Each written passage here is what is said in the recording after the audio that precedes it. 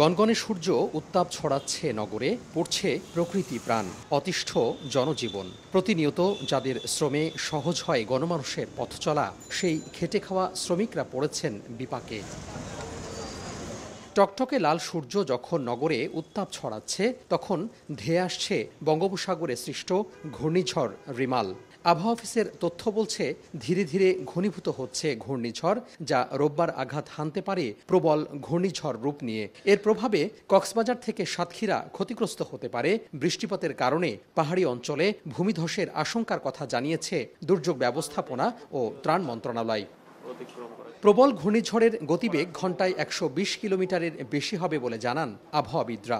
চট্টগ্রাম, কক্সবাজার, মংলা এবং পায়রা সমুদ্র বন্দর সমূহকে ১ নম্বর দূরবর্তী সংকেত নামিয়ে তার পরিবর্তে ৩ নম্বর স্থানীয় সতর্ক সংকেত দেখিয়ে যেতে বলা হয়েছে। সাগরে অবস্থানরত সকল মাছ ধরার নৌকা ও ট্রলার সমূহকে অতি দ্রুত নিরাপদ আশ্রয়ে যেতে বলা হল।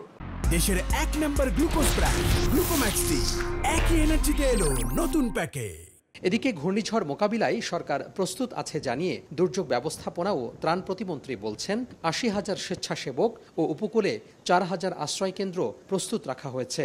রাত্রে ১২টা ১টা নাগাদ এটা ১০ নম্বর মহাবিপদে চলে যেতে পারে। আগামী সম্ভাবনা কালকে ভোর থেকে এটা প্রাথমিক সম্ভাবনা শুরু হবে এবং কালকে সন্ধ্যা নাগাদ এটা আঘাত হানবে। এটা এইভাবে পূর্বাভাসে যেটা আমরা বুঝতে পেরেছি। আশ্রয়কেন্দ্র আমাদের উপকূলীয় আছে, সেগুলি আমরা প্রস্তুত রেখেছি।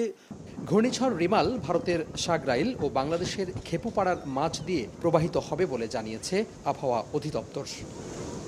তোহা খান তামিম, সময় সংবাদ, ঢাকা।